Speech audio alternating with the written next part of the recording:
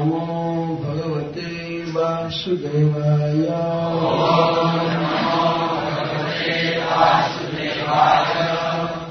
कृष्ण सूर्य स्वमाया है अंधकार, जहाँ कृष्ण तहाँ नहीं माया अधिकार।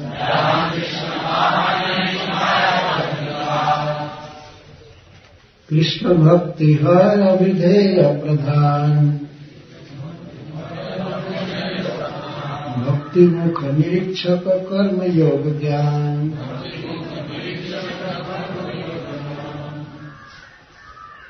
कृष्ण की भक्ति ही जीव का मुख्य कार्य है। यद्यपि बद्ध जीव की मुक्ति के विभिन्न साधन हैं, यथा कर्म, ज्ञान, योग तथा भक्ति, किंतु ये सब भक्ति पर आश्रित है। यही सब असाधन रहते तुच्छ बल, कृष्ण भक्ति बिना दिखे नारे फल। किंतु भक्ति के लिए आत्म साक्षात्कार के अन्य सारे साधन दुर्बल तथा तुच्छ हैं। कृष्ण की भक्ति किए बिना ज्ञान तथा योग से वांछित फल प्राप्त नहीं हो सकता।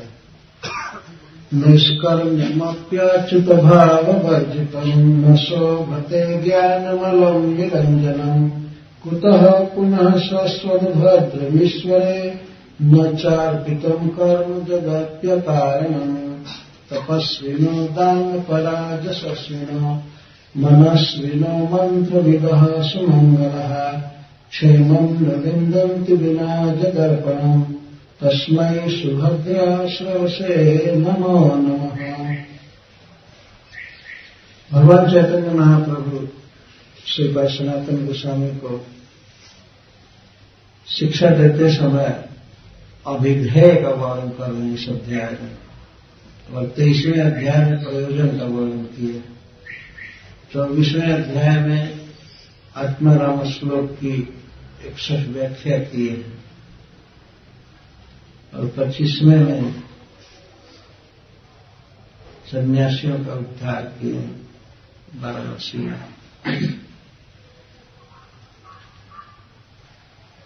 यहाँ भगवान कहते हैं कृष्ण भक्ति है अभिधेय प्रधान। कृष्ण की भक्ति ही जीव का मुख्य कार्य है। भक्ति मुख्य निरीक्षक कर्म योग ज्ञान, और कर्म योग और ज्ञान ये तब फल देते हैं जब इनमें भक्ति होती है। भक्ति के बिना ये फल नहीं दे पाते। यही सब साधन है अति तुच्छ बल, कृष्ण भक्ति बिना ताह दूते नरे फल। ये जो साधन है शास्त्रों में कहे गए हैं, भगवान ने गीता में भी बड़े विस्तार से इन सबका वर्णन किया है। कर्म योग, ज्ञान योग और अष्टांग योग। अष्टांग योग को ही प्राय योग शब्द से कहा जाता है। आज के युग में तो केवल शारीरिक व्यायाम को ही लोगों ने योग करना चालू कर दिया। योगा फालतू कुछ भी मालूम नहीं है। योग का वास्तविक अर्थ है भक्ति। तस्मात् योगी भवार्जुन। भगवान गीता में कहे हैं कि हे अर्जुन, सबसे बढ़कर के योगी है, तो तुम योगी बनो। और उसी को स्पष्ट और करते हैं, डिफाइन करते हैं, मत भक्तो भव। कोई ये सोचे कि योगी बनने के लिए कल कभी कृष्ण कह रहे हैं, कोई भक्त बनने के लिए, दो बनने के लिए नहीं कह रहे हैं। योगी का अर्थ है भक्त। तो भक्ति योग के बिना कर्म योग, अष्टांग योग और ज्ञान योग ये फल नहीं दे पाते। कृष्ण भक्ति बिना तह दीते नारे फल, क्योंकि इन सब साधनों में स्वतंत्र रूप से कोई बल नहीं है, अति तुच्छ बल। थोड़ी सी मदद करते हैं। ये योग है, तीनों योग है, कर्म योग, ज्ञान योग और अष्टांग योग, ये जीव के संसार बंधन को नष्ट नहीं कर सकते हैं। भगवत प्राप्ति तो बहुत दूर की बात है। अति तुच्छ बल है। तुच्छ मतलब थोड़ी सी संसारिक सिद्धि आदि प्राप्त कर लेना, जस प्राप्त कर लेना, यही सब। बाकी कर्म बंधन नष्ट नहीं कर सकते हैं, जीव को मुक्त नहीं कर सकते। इस तथ्य को सिद्ध करने के लिए श्री कृष्णदास कविराज गोस्वामी भगवान चैतन्य महाप्रभु यहाँ 2 श्लोक उद्धृत कर रहे हैं भागवत के। पहला है श्री नारद जी भगवान के व्यास देव को भागवत रचने की शिक्षा दे रहे हैं, तो उस समय कहते हैं नैष्कर्म्यमप्यच्युत भाव वर्जितम न शोभते ज्ञान मलम निरंजनम कुतः पुनः स्वभद्रमेश्वरे न चाकृतम कर्म जदप्य कारणम। कैमुक्ति न्याय से कह रहे हैं जो निष्कर्म्य ज्ञान है, ज्ञानम कैसा ज्ञान? निष्कर्म है। निष्कर्म शब्द का अर्थ होता है ब्रह्म है। प्रकृति से पार तत्व को ब्रह्म कहते हैं और उसका ज्ञान निष्कर्म ज्ञान कहा जाता है। वह भगवान का भी ज्ञान हो सकता है। ब्रह्म में भगवान ही होता है। भगवान प्रकृति से परे नहीं, ये है वो है, ऐसे। यह ज्ञान भी केवल प्राकृत धारणा से उन्मुक्त करके अप्राकृत रूप में जानना, केवल इसको निष्कर्म ज्ञान कहा गया है। तो यह ज्ञान भी अच्युत भाव वर्जितम, यदि श्री कृष्ण के भक्ति से शून्य है तो न अलम शोभते, यह शोभित नहीं होता है। फिर कर्म के विषय में क्या कहना? जो साधन काल और साध्य काल में दोनों तरफ से वो दुख रूप है। कर्म करते समय भी सुख नहीं मिलता है और कोई उससे आत्मा को वास्तविक सुख भी नहीं मिल पाता है साध्य रूप में। इसलिए शाश्वत अभद्र कहा गया। शाश्वत सदा साधन काल और सिद्धि काल दोनों में भी दुखप्रद है, दुखदायक है। ऐसा कर्म कैसे जीव को श्रेय दे सकता है? जब निष्काम कर्म योग भी, ब्रह्म संबंधित ज्ञान भी सुख नहीं दे पाता है, तो फिर कर्म कैसे सुख दे सकता है? जीव कैसे मुक्त कर सकता है और भगवान से प्रेम दे सकता है, भगवान के चरणारविंद में प्रेम दे सकता है? कभी संभव नहीं है। यद्यपि अकारण हो, यहां तक कि निष्काम कर्म भी किया जाए, कोई फल की कामना न रख करके अपना कर्तव्य मान करके किया जाए संसार में, परंतु यदि अच्युत भाव वर्जितम, ये ज्ञान और कर्म दोनों यदि अच्युत भाव से वर्जित है, भाव का अर्थ है भक्ति, अच्युत का अर्थ है जो अपने स्वभाव से, कृपा आदि गुणों से, अपनी महिमा से कभी च्युत नहीं होते हैं, उनको अच्युत कहते हैं। अथवा प्रलय काल में भी जिनके भक्त च्युत नहीं होते हैं, स्वरूप से वंचित नहीं होते हैं, उनको अच्युत कहते हैं। श्री कृष्ण अच्युत भाव वर्जितम, श्री कृष्ण के प्रति भक्ति भाव से शून्य है यदि ज्ञान, जो ज्ञान और कर्म भी, तो ये दोनों किसी काम के नहीं है। जब ज्ञान ही सुशोभित नहीं है, ब्रह्म का ज्ञान, वह भी अच्छा नहीं लगता है, तो फिर कर्म के विषय में क्या करें? संसार में लोग अपना अपना काम धंधा कर रहे हैं, भले वे वैदिक अनुशासन के अनुसार भी करें, फिर भी वह व्यर्थ है। एक और उदाहरण देते हैं, तपस्विनो दान पराजस्विनो मनस्विनो मंत्र विदः सुमंगलः क्षेमं न विन्दन्ति विना जगर्पणम् तस्मै सुभद्राश्रवसे नमो नमः। भक्ति के बिना सारे साधन विफल हैं, ऐसा कहते हुए श्रील सुखदेव गोस्वामी भगवान को प्रणाम कर रहे हैं। द्वितीय स्कंध के 4थे अध्याय में श्लोक 16वां श्लोक। तपस्विनो दानपरा जशस्विनो मनस्विनो मंत्रविदः सुमंगला। 6 डिपार्ट हैं। इस संसार में इनकी बड़ी महिमा कही जाती है और शास्त्रों में भी प्रशंसा है,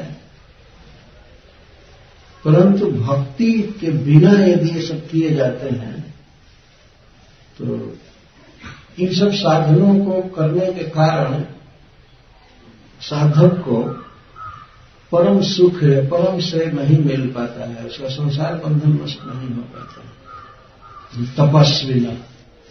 तपस्वी पहला जो तप करते हैं, भक्ति नहीं करते, केवल तप करते हैं। कौन तप है? तप एक ज्ञान अभ्यास में परिश्रम भी एक भारी तप है। इसीलिए तपस्विन का अर्थ योगी भी किया गया है। योगी तप करते हैं। और कुछ कर्मी लोग तप करते हैं, कृच्छ चंद्रायण आदि व्रत करना, कोई भी कष्ट सहना है स्वधर्म पालन में, इसको तप कहा गया। ऐसे तपस्वी जन और दान परा, और कुछ लोग बहुत दान देते रहते हैं, दानशील होते हैं, उनके पास धन होता है तो कई प्रकार से वे जनता का कल्याण करते रहते हैं, दान देते हैं। दान परायण बहुत दान देते हैं। और यशस्वी ये भी कर्मी विशेष ही हैं जो बहुत यशस्वी होते हैं, जैसे अश्वमेध यज्ञ आदि करना या कुआं बावली आदि खुदवाना या फूड फॉर लाइफ चलाना, ये सब दान यशस्वी न जस लेते, जस मिलता है ना इन सब कार्यों से। व्यक्ति बहुत अच्छा काम कर रहा है, ये कर रहा है, वो कर रहा है, यशस्वी न।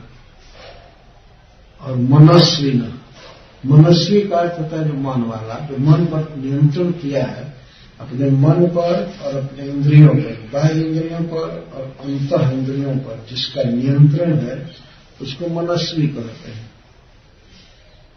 नियंत्रण कर चुका है, इसका अर्थ है यहाँ योगी।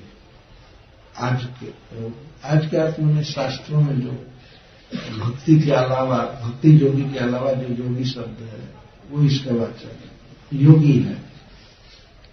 मन पर भी नियंत्रण रखा है, केवल इंद्रियों पर भी नहीं, इसको मनस्वी कहता है। और मंत्र विदा, कुछ लोग आगम शास्त्र के ज्ञाता हैं, वेदों के, जो मंत्रों को बहुत जानते हैं। कई प्रकार के मंत्र हैं, मंत्रमय ही वेद है, तो मंत्र जानने वाले। सुमंगला और सदाचार का पालन करने वाले, इतने महान लोग हैं और अपनी अपनी साधना में लगे रहते हैं, लेकिन अब अपनी साधना को, तपस्या को, दान को, जस को, इंद्रिय और मन को और मंत्र को तथा सदाचार को बिना जगर्पण यदि भगवान श्री कृष्ण के चरणों में अर्पित नहीं करते हैं तो क्षेमम न विन्दन्ति, कल्याण नहीं होता। क्षेम जीव का क्या है? संसार बंधन से मुक्त हो जाना और भगवान के पार्षदत्व को प्राप्त करना, यही सर्वोपरि क्षेम है जीव का। जन्म मृत्यु से पार हो जाए और भगवान के धाम में चला जाए, भगवान की सेवा करे, यही है जीव का परम श्रेय या क्षेम। लेकिन इतने बड़े बड़े साधन करने वाले लोग भी यदि अपनी साधना को भगवान के चरणों में अर्पित नहीं करते हैं, दास से भाव स्वीकार नहीं करते हैं, तो क्षेमम न विन्दन्ति, यह वाक्य श्री सुखदेव गोस्वामी का है। वे मंगलाचरण करते समय यह श्लोक बोले, क्षेमं न बिन्नन्ति बिना जदर्पणम् तस्मै सुभद्र सरसे नमः। ऐसे सुंदर कीर्ति वाले भगवान कृष्ण को मैं नमस्कार कर रहा हूं, नमस्कार कर रहा हूं। नमः नमः 2 बार दीक्षा कर रहे हैं। अनेकों बार मैं भगवान को प्रणाम करता हूं। इसके द्वारा यह सिद्ध हुआ कि क्षेम प्राप्ति के लिए भगवान की शरणागति आवश्यक है। भक्ति ही एकमात्र अभिप्सित चीज है और भक्ति में भी सबसे श्रेष्ठ है भगवान को बारंबार प्रणाम करना। नमो नमः इस वाक्य से सिद्ध हो रहा है। नमो नमः इतनी भारी भारी तपस्या करना, इंद्रिय संयम करना, वेदों का ज्ञान हो, सदाचार का पालन हो, सब हो, इन सबसे बढ़ करके है इसीलिए भगवान कृष्ण को प्रणाम करना। ये सिद्ध हुआ। इस श्लोक के वक्ता सुखदेव गोस्वामी ये सब सिद्ध कर रहे हैं इन वाक्यों से। और भगवान को प्रणाम कर रहे हैं तो कैसे भगवान को उनके गुण बताते हुए कहते, सुभद्र श्रवसे, सुभद्रम मंगलमय, श्रवा जसो जस्य तस्मय, जिनका जस अत्यंत मंगल देने वाला है, परम सिद्धि देने वाला है, ऐसे प्रभु को मैं नमस्कार कर रहा हूं। तो कृष्ण को नमस्कार करना और कृष्ण की कथा सुनना और बोलना, गान करना, यही है मंगल प्राप्ति का सबसे श्रेष्ठ उपाय। सुभद्र श्रवसे, ये सबका जिनका जस है अत्यंत सुभद्र है, मंगलमय है। कैसे मंगल करता है? श्रवण और कीर्तन से, भगवान की बात सुनने से और गाने से, बोलने से जीव का परम मंगल होता है। भगवान का नाम उच्चारण करने से संसार बंधन कट जाता है और भगवान की प्राप्ति होती है, भगवान के प्रेम की प्राप्ति होती है। यही है भक्ति वास्तव में। भगवान की कथा सुनना, गान करना और प्रणाम करना, यही भक्ति। तो नाम जपा में नमामि हरि। भगवान शिव कहे हैं रामचरितमानस में भगवान श्री राम से कि हे प्रभु मैं तो बस इतना ही साधन कर पाता हूं, तो नाम जपा में नमामि हरि।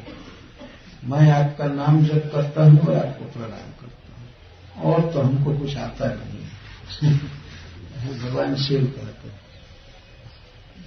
तो नाम जपा में नमामि हरि। भगवान की कथा सुनना और कीर्तन करना तथा प्रणाम करना, यही भक्ति में सर्वश्रेष्ठ भक्ति। तो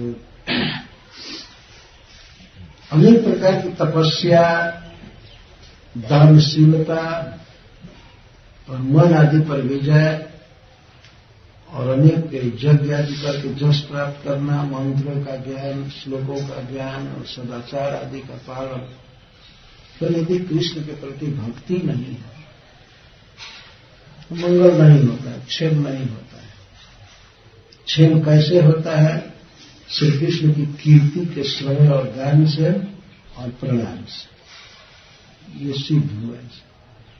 भगवान चैतन्य महाप्रभु बता रहे हैं कि भक्ति के बिना ज्ञान, कर्म और योग सफलता नहीं दे पाते, कोई सुख नहीं दे पाते। केवल ज्ञान मुक्ति दीते नारे भक्ति बिने, कृष्ण मुखे से ही मुक्ति है बिना ज्ञान। भक्ति के बिना केवल ज्ञान, भक्ति से शून्य केवल ज्ञान मुक्ति नहीं दे पाता है, परंतु कृष्णोन्मुख जीव को ज्ञान के बिना ही मुक्ति मिल जाती है। कृष्णोन्मुख से ही मुक्ति है बिना ज्ञान। वही मुक्ति जो ज्ञान से नहीं मिलती है। जैसे शास्त्रों में कहा गया है कि ज्ञान से मुक्ति मिलती है, ज्ञान से मुक्ति मिलती है, लेकिन उस ज्ञान का मतलब है भगवत भक्ति से युक्त ज्ञान। अन्यथा भक्ति नहीं है तो ज्ञान मुक्ति नहीं दे सकता। और भक्ति है केवल और कोई ज्ञान नहीं है, फिर भी उस साधक उस भक्त की मुक्ति हो जाती है। मुक्ति का मतलब भगवान के धाम में चला जाता है, यही है मुक्ति। मुक्ति का यही अर्थ है।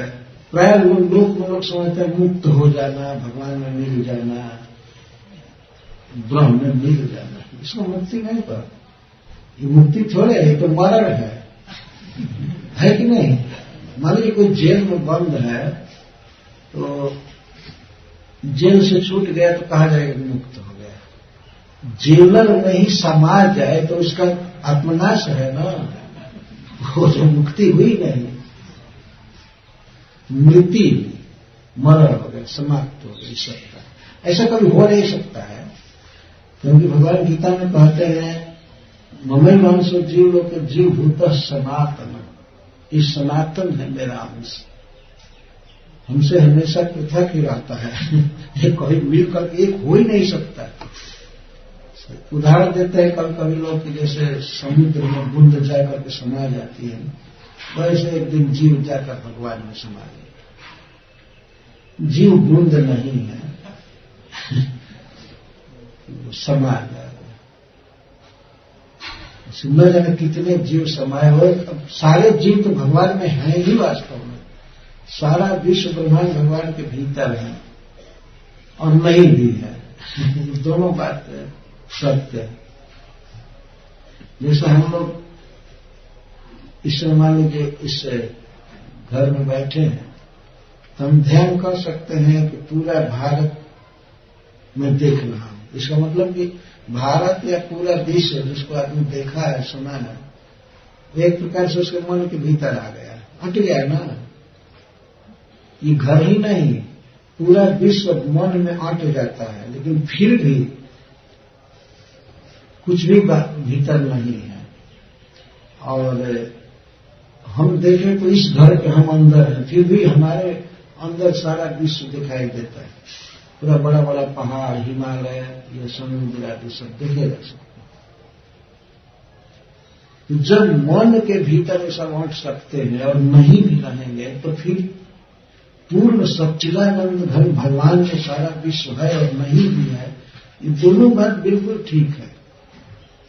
ये प्राकृत वस्तु में सारी वस्तुएं मिल सकती है। मन प्राकृत है, चिंतन करता है।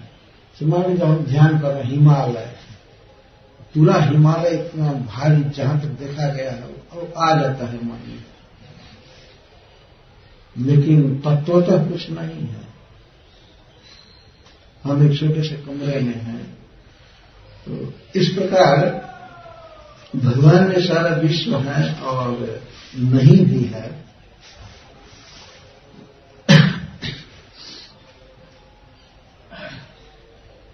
मैं किस बात पर कहा, मैं भूल गया।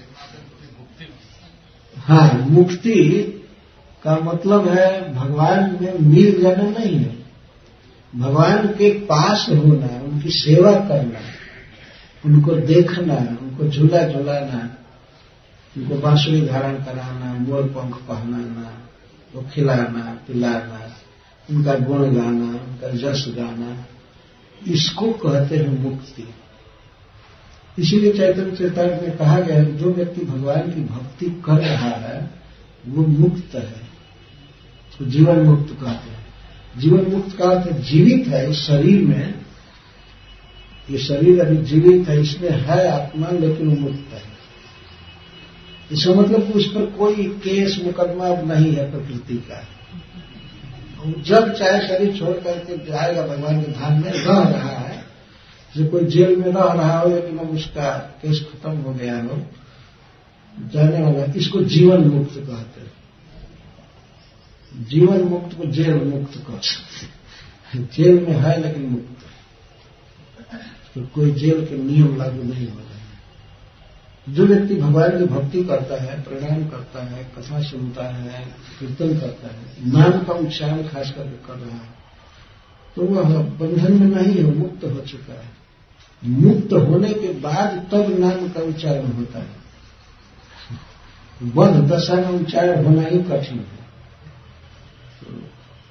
इसमें भी सत्य है, कोई भावुकता नहीं है। असल में जो भक्त है वही मुक्त है। बाकी दूसरे लोग जो मानते हैं कि हम मुक्त हैं, तो विमुक्त मान ही लो, केवल मानना है उनका, मुक्त नहीं है। कभी कभी लोग सोचते हैं, ज्ञानी लोग केवल जीवन मुक्त है। इसको भी यहां पर बताया गया। तो चैतन्य महाप्रभु कहते हैं, कृष्ण मुखे से ही मुक्ति है बिना ज्ञान।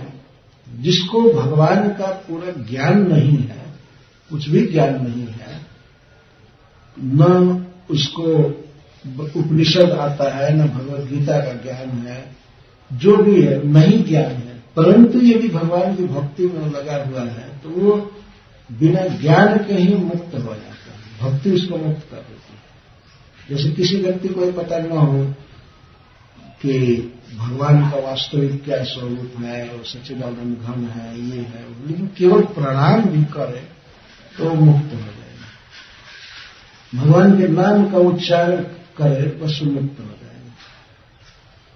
ये भगवान को कुछ अर्पित कर रहा है, भगवान का श्रृंगार कर रहा है, भगवान के लिए कुकिंग कर रहा है, भक्ति भाव से माने कि भगवद गीता दे रहा है कि भगवान की वाणी है, किसी को दे रहा है, यह सोच करके कि भगवान का ये वचन है, इसको व्यक्ति पढ़ेगा तो इसका हित होगा, तो केवल इससे भी मुक्त हो जाएगा। कृष्णोन्मुखे से मुक्ति है बिना ज्ञान। केवल कृष्णोन्मुख होना चाहिए, कृष्ण के तरफ मुख होना चाहिए, चाहे कृष्ण का ज्ञान हो चाहे न हो। जैसे पुतना को ज्ञान नहीं था कृष्ण का, वो जानते थे कि एक खतरनाक लड़का है, इसको मारना है, बस इतना ही ज्ञान था। पर वो गई कृष्ण के तरफ। भगवान ने उसके दोषों को नहीं देखा, केवल इतना ही देखा कि यह गोपी वेश बनाई है और हमारे तरफ आई है, वृंदावन में आई, ब्रज में आई, गोकुल में, केवल इतना ही देखा। तो भगवान अपने स्वभाव से बाध्य है ना। बाध्य का मतलब वो कृपामय है, उन्होंने कृपा की, उसको सचमुच की अपनी मां बना लिया। अपनी नित्य लीला में दूध पिलाने नहीं आई थी, विष पिलाने आई थी, लेकिन आई थी ना।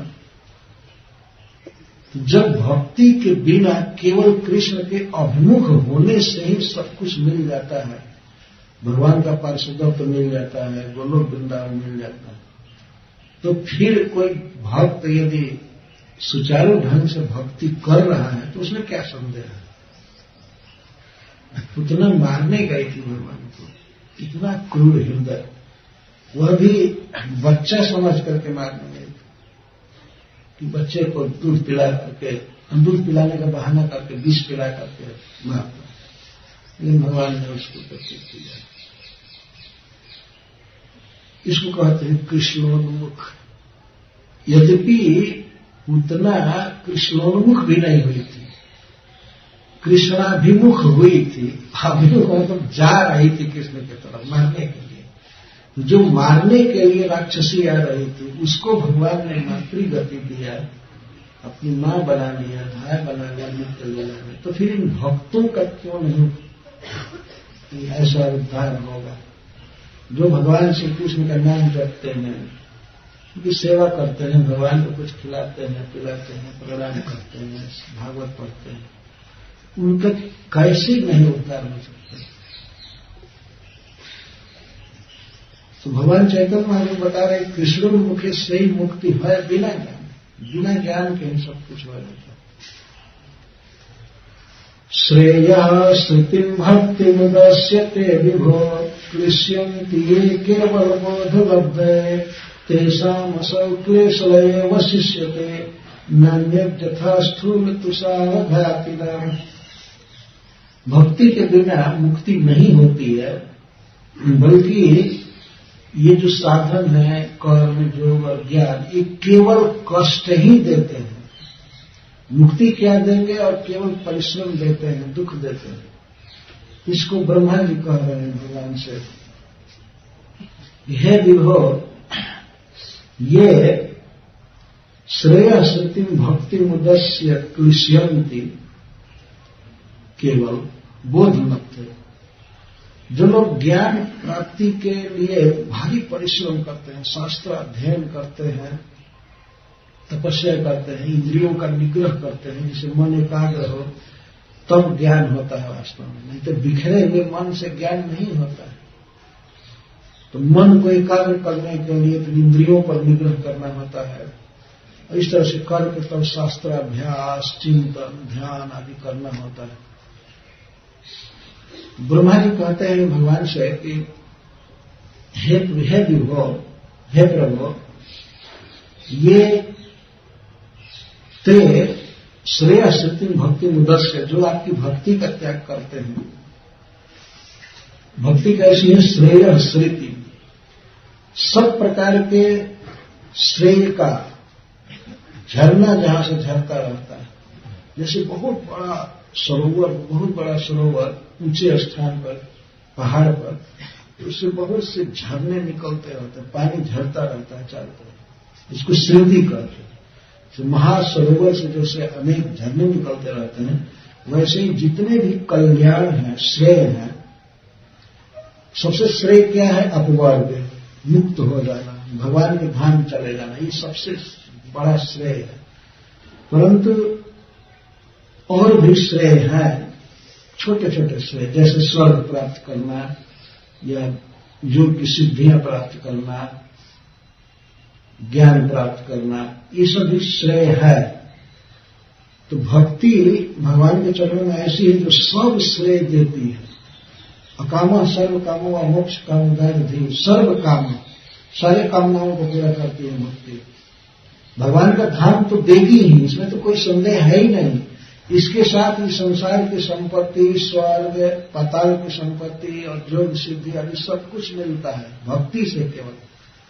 लेकिन ऐसी भक्ति को उद्देश्य अस्य का अर्थ है छोड़ करके, भक्ति नहीं करते हैं, जो लोग नाम जप आदि नहीं करते हैं और भगवान को प्रणाम नहीं करते, भगवान की सेवा नहीं करते, इसको छोड़ के उत का अर्थ है दूरे, अस्य में त्यक्तवा, भगवान की भक्ति को पूरा दूर से छोड़ दो। क्योंकि भक्ति के प्रति किसी किसी का अनादर भाव होता है, आदर नहीं होता। देखा गया है चारों तरफ संसार में भक्ति की किस तरह अवज्ञा लोग करते हैं।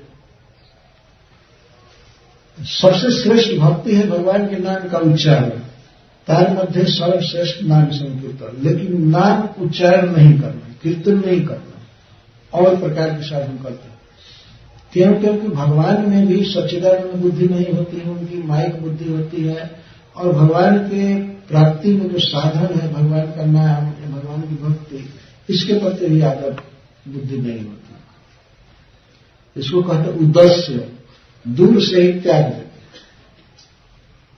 और त्याग करते क्या है? बोध लब्धे केवल क्लिश्यन्ति, बोध लब्धे क्लिश्यन्ति, ज्ञान प्राप्ति के लिए कष्ट सहते हैं। जैसे मैं कहा, इंद्रिय निग्रह आदि और रात्रि जागरण, उपवास, नाना प्रकार के तब करके ज्ञान बोध लब्धि के लिए, ज्ञान प्राप्ति के लिए क्लेश सहते हैं। आराम से खाते भी नहीं है। भक्त लोग तो बल्कि अच्छा से भगवान का प्रसाद खाते हैं, लेकिन बोध लब्धि के लिए, ज्ञान प्राप्ति के लिए कुछ लोग कई दिन उपवास करते हैं, सूख जाते हैं कांटा की तरह, और ज्ञान भी नहीं होता है। ज्ञान तो होता ही नहीं है, ज्ञान प्राप्ति के लिए परिश्रम भर करते हैं। तो ब्रह्मा जी उदाहरण दे रहे हैं, जैसे कोई व्यक्ति भूख से व्याकुल है और वो चावल प्राप्त करना चाहता है, राइस चाहता है भात बनाने के लिए, और वो देखे कि चावल का भूसा तूष से पहाड़ जैसा कहीं गांजा हुआ है, पहाड़ से देखे और खुश हो जाओ, हो इतना चावल मिल गया, हम इसको कूटेंगे तो कितना दिन आनंद से खाएंगे। लेकिन उसको कूटने के बाद वो एक टाइम का भी भोजन नहीं प्राप्त कर सकते, क्योंकि तुष है, केवल उसमें चावल नहीं है। ऐसा में सब क्लेशलय व शिष्य थे नान्य जथा स्थूल तुषा वघाती नाम। स्थूल तुष है, स्थूल तुष का स्थूल का अर्थ बहुत मात्रा में, बहुत अमाउंट में, कहीं राइस मिल के बाहर मान लीजिए ऐसा रखा गया है, केवल तुष है, केवल भूसा है, और उसको लेकर के वो कूटना चालू करे। वो भी मशीन में नहीं, ढेंकी में। ढेंकी समझते हैं? आजकल प्रभुपाद जी एक लेक्चर में कहावत करते हैं कि ढेंकी स्वर्ग जइयन तो कुटही के पर। ढेंकी अगर स्वर्ग में भी जाएगी तो उसको कूटना पड़ेगा। तो प्रभुपाद जी समझाते हैं कि ढेंकी का क्या मतलब हुआ है। जो लोग देखे हैं वो तो तुरंत समझ जाएंगे, लेकिन शहरों में रहने वाले लोग, कुछ लोगों से क्या ढेंकी माने नहीं जाए। लकड़ी का यंत्र होता है, लकड़ी ऐसे, और उसके नीचे पेस्टल लगा होता है धान कूटने के लिए, और बीच में तो इस किनारे पर 2 खंभे होते हैं, उससे एक लगी रहती है, पिछले सिरे को दबाया जाता है, उठता है और छोड़ दिया जाता है तो धान के ऊपर गिरता है। उसको ढेकी कहते हैं। दिखाना चाहिए, भागवत पढ़ने वाले को ये सब देखना जरूरी है। शहर में रहने वाले को ज्ञान होना कठिन है। गांव वालों को ये भागवत बहुत जल्दी समझ में आ सकता है, क्योंकि सारा दृष्टांत दिया गया है गांवों का, वन पहाड़ आदि। तो ब्रह्मा जी कहते हैं जैसे कोई पर्वत प्रमाण, पर्वत के समान बड़ा तुष प्राप्त कर ले और कूटना चालू करे। कूटने से होगा क्या? तुष केवल चूर्ण होगा, चूर्ण से चूर्ण होता जाएगा, उसमें तो चावल है नहीं। और वो कूटे कूटे तो तेसा में सब क्लेशलय व शिष्य थे। यदि कई लोग मान लीजिए अपनी अपनी ढेंकी में कई ज्ञानी अपना तुष कूट रहे हैं, ज्ञान प्राप्ति के लिए केवल यत्न करते हैं, भक्ति नहीं करते, जप आदि नहीं करते, तो उनको क्लेशलय व शिष्य थे और कुछ नहीं मिलेगा। शिष्य थे मतलब फल के रूप में क्या मिलेगा? क्लेशल। मान लीजिए बिना चावल के भूसी को कोई कूट रहा है तो उसे मिलेगा क्या? पैर में, हाथ में दर्द मिलेगा, और क्या मिलेगा? क्लेशलय व शिष्य थे। उस दिन भर कूटे, फिर रात को थक करके सो जाएगा, सवेरे फिर कूटे, फिर उपवास, फिर चिंतन, फिर शास्त्राध्ययन। शास्त्र मतलब वही उपनिषद वगैरह। तो उसको केवल क्लेश मिलेगा भूसा कूटने वाले को, और कुछ नहीं। कुछ लाभ तो हुआ नहीं, भूसा कूटने से कुछ मिला नहीं, उल्टे अनर्थ हुआ। शरीर में महती पीड़ा उत्पन्न हुई, और उसके बाद फिर दवाई कराएगा तो पैसा भी लगा, चावल मिला नहीं, ऊपर से केवल क्लेशलय व शिष्य, केवल क्लेश मिलता है। उसी तरह से जो लोग भक्ति नहीं करते हैं, केवल बोध लब्धि के लिए, ज्ञान प्राप्ति के लिए यत्न करते हैं, उनको केवल कष्ट होता है। ये बात श्री ब्रह्मा जी बछड़ा चुराने पर भगवान की जब स्तुति कर रहे थे तो भगवान से डायरेक्ट बोल रहे हैं। अगर गलती होती तो भगवान कहते नहीं ब्रह्मा जी ऐसा मत बोलो। यदि भगवान कहे होते कि नहीं ऐसा मत कहिए, चले आखिर वो भी साधु है, कुछ तो मिलेगा। नहीं, कुछ नहीं मिलेगा, ब्रह्मा जी कहते हैं। ऐसा सब क्लेशलय व शिष्य थे, केवल कष्ट मिलता है और कुछ नहीं मिलता है। जैसे भारी मात्रा में तुष कूटने वाले को केवल शरीर में दर्द मिलती है और कुछ नहीं, कुछ नहीं लाभ। लाभ में वही है जो भगवान का जप कर रहे हैं, भगवान के नाम का उच्चारण करते हैं, कथा सुनते हैं, भागवत पढ़ते हैं, भगवान की सेवा करते हैं, वैष्णवों की सेवा, वही वास्तव में लाभ में है। बाकी बहुत बड़ा ज्ञान प्राप्ति के लिए यत्न कर रहे हैं, पर है भारी अज्ञान। चावल प्राप्ति के लिए प्रयास कर रहे हैं और कूट रहे हैं चावल हिम भूसा के पहाड़ को, क्या होगा? ये तो ऐसा जैसे लोग में कहते हैं खोदा पर्वत खोदा पहाड़ मिली चूही। रत्न प्राप्ति के लिए सोना प्राप्ति के लिए कोई आदमी पहाड़ खोदा तोड़ा मरोड़ा, कई साल लग गए, कई साल 90 साल 100 साल लग गए और अंत में एक चूहिया मिली। और कुछ नहीं, यही है। वो तो चूहिया भी मिली, हो सकता है कुछ काम कर रहे, लेकिन ज्ञानियों को कुछ नहीं मिलता, कुछ नहीं मिलता। क्लेशले व शिष्य, केवल क्लेशल ही बचता है। क्लेशल का भी आप जानते हैं क्या हुआ? क्लेश माने दुख और लव माने लाती ददाती। क्लेश प्राप्ति कराने वाली ही सफलता मिलेगी, और क्लेश लावे और क्लेश दे। इसलिए सब कुछ छोड़कर भक्ति करनी चाहिए। भगवान चैतन्य महाप्रभु कहते हैं। और ज्ञान के बिना भी भक्ति कैसे मुक्त कर देती है, इसका उदाहरण देते हैं।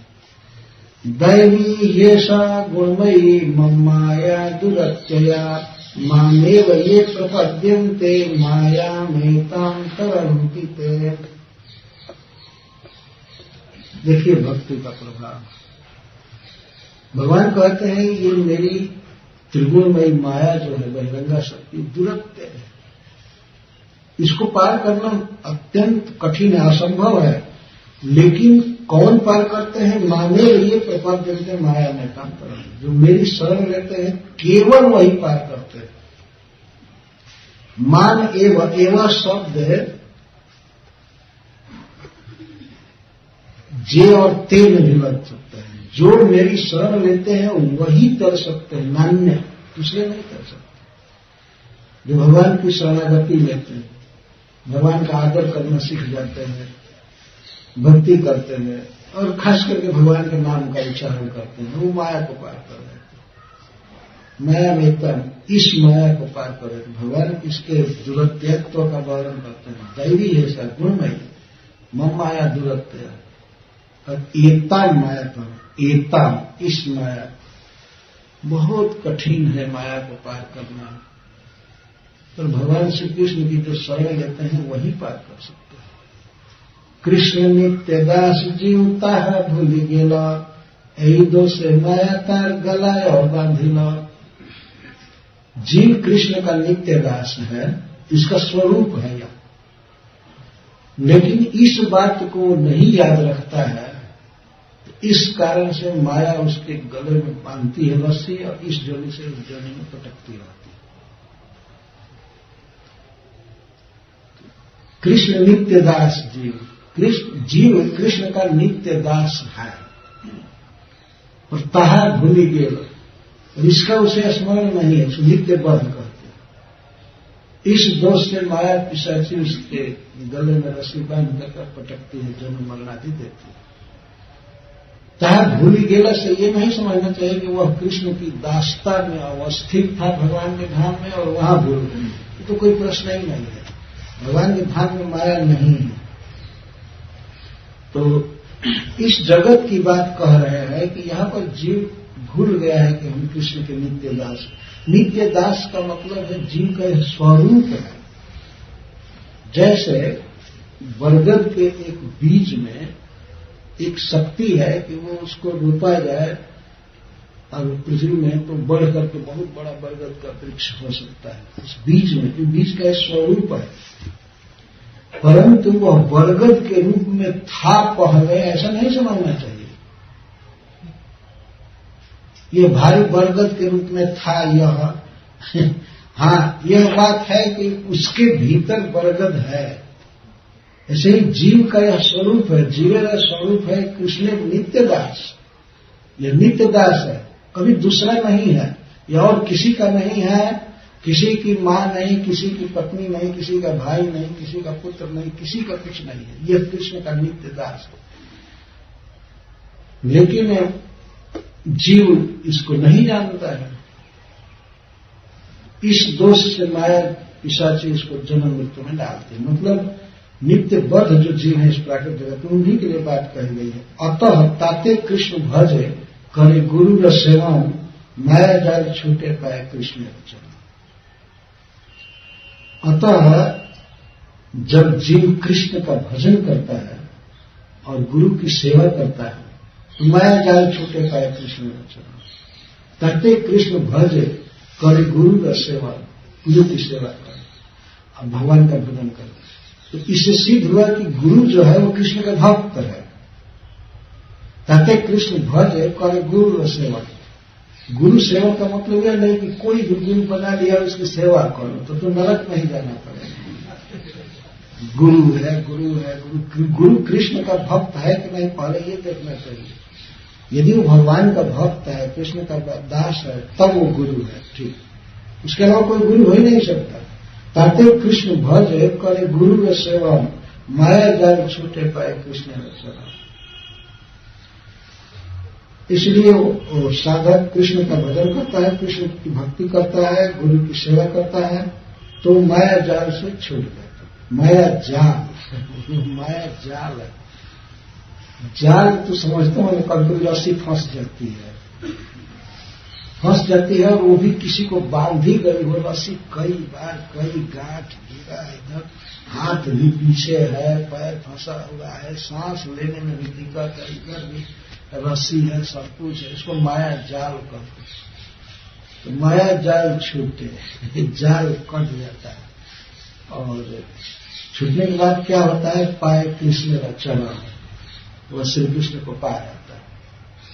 श्री कृष्ण का चरण कमल पा जाता है। बड़े लोगों का वर्णन उनके शरीर से, चरण से किया जाता है। उनके चरण को कहा जाता है तो उसका अर्थ है मतलब पूरा शरीर। तो पाए कृष्ण का चरण मतलब कृष्ण को पा जाता है। दो काम करना है, कृष्ण की भक्ति और गुरु की सेवा।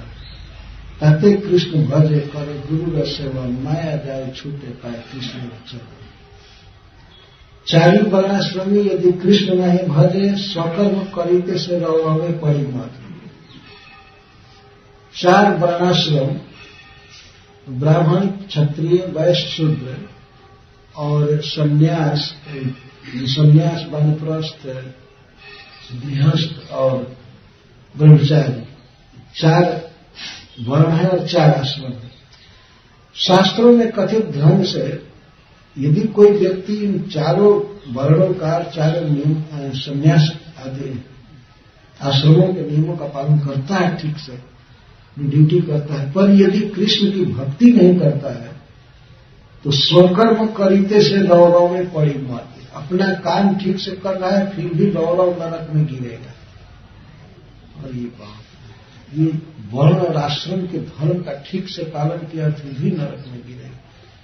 चारि वर्णाश्रमी यदि कृष्ण नहीं भजे, यदि कृष्ण की भक्ति नहीं किया तो ये सब कर्म करने, संन्यास के पूरा नियम निभा रहा है, गृहस्थ आश्रम में दान देना, ये करना वो करना, सब बाल बच्चा पैदा किया, ठीक तरह से अपनी कन्या का विवाह किया, अपने पुत्र का विवाह किया, धन भी है, सब मजे में है, दान कर रहा है, ये गृहस्थ का धर्म है। वानप्रस्थी पूरी तपस्या में है, कष्ट सह रहा है, सूर्य के प्रकाश में पकाया हुआ चीज केवल खाता है, कभी भोजन नहीं बनाता है, ये सब कर रहा है। यदि कृष्ण नहीं भजे, ब्रह्मचारी खूब गुरु की सेवा कर रहा है, उनके लिए पानी ढोना, ये लाना वो लाना, लेकिन यदि कृष्ण नहीं भजे तो स्वकर्म करते से गौरव में पड़ी माते, अपना स्वधर्म का पालन करते हुए भी नरक में गिरेगा, मौजी में उसमें डफ डफ करेगा, मरेगा। गौरव में पड़ी माते डूबता है, दुख होता है। सुख केवल मिल सकता है भक्ति से, बस भक्ति से। ये यहां बात कही जाती है। इसका भी उदाहरण नवजगेश्वरों के संवाद से दे रहे हैं। मुख बाहुरुपाद्य पुरुष शास्त्रमय सह चत्वारो जगिरे वर्णा गुणे विप्रादय पृथक। भगवान विष्णु के, श्री कृष्ण के मुख्य, बाहु, उरु और चरण से 4 वर्ण उत्पन्न हुए, चारों आश्रमों के साथ, जैसे विप्र आदि अपने अपने गुणों के साथ पृथक पृथक। यह ऐसा पुरुषम साक्षात आत्मो प्रभो विश्वरम न भजन तवजानते स्थान भ्रष्ट पतन के। लेकिन ये चारों वर्ण के लोग और चारों आश्रम के लोग, जो कि भगवान से ही जिनकी उत्पत्ति है, भगवान ही परम पिता है, जनक है, सबको उत्पन्न किए हैं, और ऐसे परम पुरुष भगवान श्री कृष्ण न भजन नहीं करते हैं, बल्कि अवजानन्ते और तिरस्कार करते हैं। स्थान भ्रष्टा पतनते हैं, वे अपने ब्राह्मण आदि पद से, अपने आश्रम से च्युत हो जाते हैं, और उतना ही नहीं, स्खलित होकर के और फिर पतन के बहुत नीचे चले जाते हैं, पशु जैसे माने जाते हैं, यदि कृष्ण की भक्ति नहीं करते हैं। अथवा जो नहीं भजन करते हैं वो स्थान से भ्रष्ट हो जाते हैं, और जो अवजानन्ती भगवान का तिरस्कार करते हैं वो पतन होते हैं, बहुत नीचे गिर जाते। ज्ञानी जीवन मुक्त दशा पायु करी माने, वस्तुतः बुद्धि शुद्ध न है कृष्ण भक्ति बिना। ज्ञानी लोग कभी कभी मानते हैं कि हम मुक्त हैं, हम मुक्त हैं, लेकिन कड़ी माने, केवल मानते हैं, वस्तुतः बुद्धि शुद्ध न है कृष्ण भक्ति बिना। कृष्ण की भक्ति के बिना बुद्धि शुद्ध नहीं होती। तो जो भी वो साधन करते हैं, ज्ञान का अभ्यास आदि, इससे सत्व शोधन नहीं होता, हृदय शुद्ध नहीं होता था। और इसी कारण से जब गंदा हृदय है, कोई बुद्धि ही नहीं है, तो मान लेते हम मुक्त हो गए, है पूरा बंधा हुआ है, पूरा बंधन में। जैसे किसी आदमी का हाथ बांधा गया हो, पैर बांधा गया हो, सब बांधा गया है, आंख पर पट्टी भी है, कान में ठेपी भी है, कुछ भी लगा दिया गया, और वो माने झूठ-मूठ के मैं तो मुक्त हूं, तो मानने से क्या होगा? ये रविंदाक्ष विमुक्त मानिनः त्वय्यस्त भावाद विशुद्ध बुद्धयः आरुह्य कृष्ण परम पदम ततः पतन तथो न दुष्म दंभः। पुनः ब्रह्मा जी कहते हैं देवताओं के साथ गर्भ स्तुति करते हैं, हे प्रभु, वो ऐसी बात कही, त्वयं बुझाक्षा खिलसत भावी समाधिना निषिक्त थे के तत्पाद पोते न महत्कृते न कुर्बंत गोवत्स पदम भवाद। जो लोग आपके सुंदर स्वरूप में अपने चित्त को लगा देते हैं, वो लोग बहुत आसानी से संसार सागर को पार कर जाते हैं, जैसे कोई बछड़े के खूर से बने हुए गड्ढे को पार कर जाते हैं। केवल भगवान में चित्त रखने से, मन रखने से ही वो व्यक्ति पार हो जाता है, केवल स्मरण से, भगवान के सुंदर स्वरूप आदि का स्मरण करने से। और स्वयं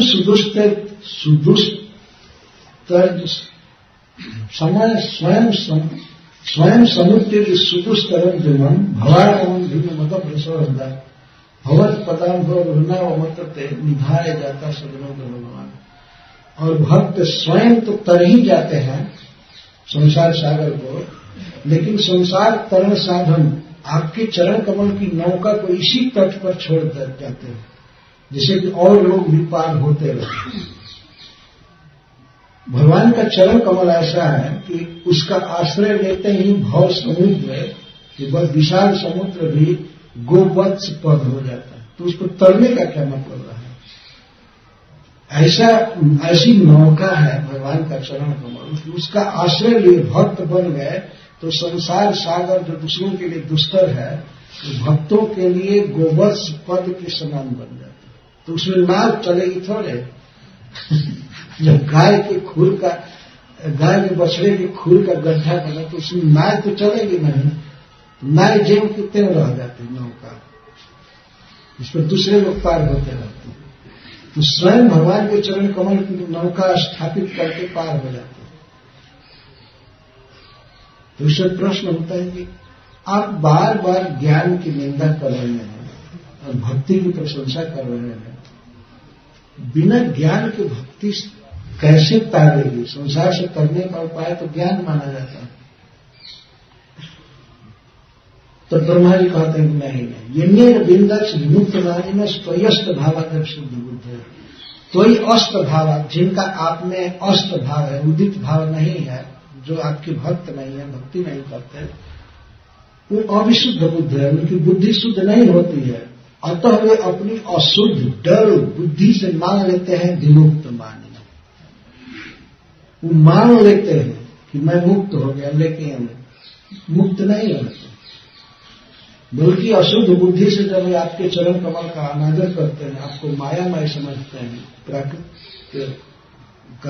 प्राकृत विकार समझते हैं, फिर पतंती अधा गिर जाते हैं, जहां है वहां से भी गिर जाते हैं। अनादृत दुष्मतन। इसके बाद